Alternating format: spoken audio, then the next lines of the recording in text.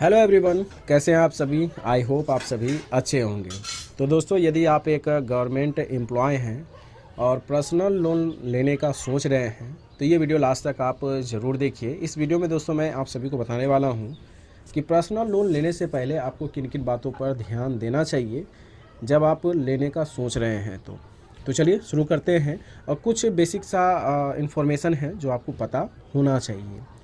तो सबसे पहले आपको डिसाइड करना है कि आपका जितना सैलरी है, सैलरी के अकॉर्डिंग ही आपको पर्सनल लोन लेना चाहिए। आपका सैलरी कम है और पर्सनल लोन आप ज़्यादा ले लीजिए, इससे होगा क्या कि ईएमआई जब आपका बनेगा तो आधा से ज़्यादा सैलरी में ही जो है ईएमआई आपका कट जाएगा, तो इससे प्रॉब्लम होगा आपको। तो आपको देखना है कि जितना आपका सैलरी है उसके अकॉर्डिंग ही आपको पर्सनल लोन लेना है। जब आप मन बना लिए कि इतने लाख रुपए का हमको पर्सनल लोन लेना है, मान लेते हैं कि आपका सैलरी 40,000 है, 40,000 रुपये है और आपको 5 लाख रुपए की ज़रूरत है, आप 5 लाख रुपए का पर्सनल लोन लेना चाहते हैं। इसके बाद आप वो डिसाइड करेंगे कि किस बैंक से आपको पर्सनल लोन लेना चाहिए। अब देखिए, ऐसा नहीं है कि जिस बैंक में आपका अकाउंट है आपको उसी बैंक से पर्सनल लोन लेना है, ऐसा कहीं भी नहीं है। अगर आपका सैलरी अकाउंट एसबीआई में है तो आप इंडियन बैंक से भी ले सकते हैं, या फिर आपका सैलरी अकाउंट इंडियन बैंक में है तो आप एसबीआई से भी पर्सनल लोन ले सकते हैं। होता क्या है कि जिस बैंक में आपका अकाउंट रहता है उस बैंक से अगर पर्सनल लोन आप लेने जाते हैं तो वहाँ पर किसी भी तरह का प्रॉब्लम नहीं होता है, बहुत ही कम समय में आपको पर्सनल लोन वो प्रोवाइड कर देता है और दे देता है। तो ये होता है जिस बैंक में आपका सैलरी अकाउंट रहता है उस बैंक से पर्सनल लोन लेने पर। अब दोस्तों, बैंक क्या डिसाइड करना है कि बहुत सारा बैंक है, उस बैंक में आपको ये डिसाइड करना है कि इंटरेस्ट रेट आपको कितना देना पड़ रहा है बैंक में। कुछ बैंक इंटरेस्ट आपको कम चार्ज करेंगे, कुछ बैंक ज़्यादा चार्ज करेंगे।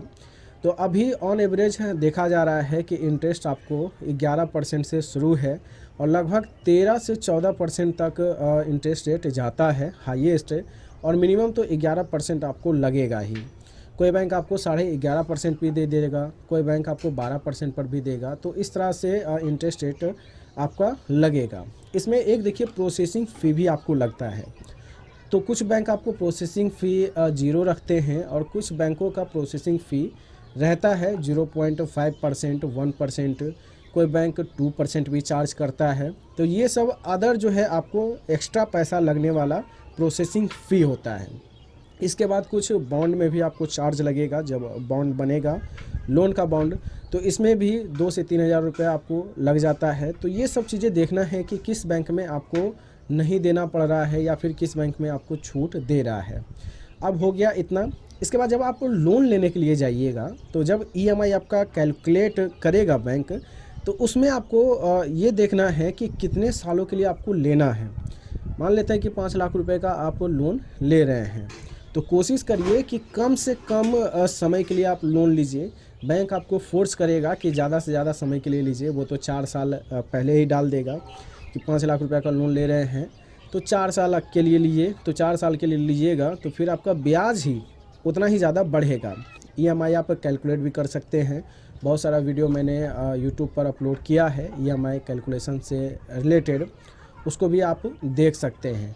तो ये कुछ बेसिक सी चीज़ें हैं, लोन लेने से पहले इन सब बातों पर ध्यान आप सभी को देना चाहिए। और भी अगर आपको कुछ क्वेरी है तो आप हमसे कमेंट करके पूछ सकते हैं।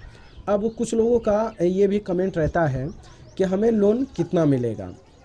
तो एक एग्जांपल से मैं आप सभी को समझाता हूँ। जैसे आपका सैलरी 30,000 रुपये है, ठीक है। तो अभी अगर एसबीआई से आप लेते हैं लोन तो 24 टाइम्स आपको लोन दिया जाता है। तो 30,000 को अगर 24 से हम गुना करते हैं तो 7,20,000 रुपये होता है। तो हाईएस्ट आपको 7,20,000 रुपये का लोन मिल जाएगा।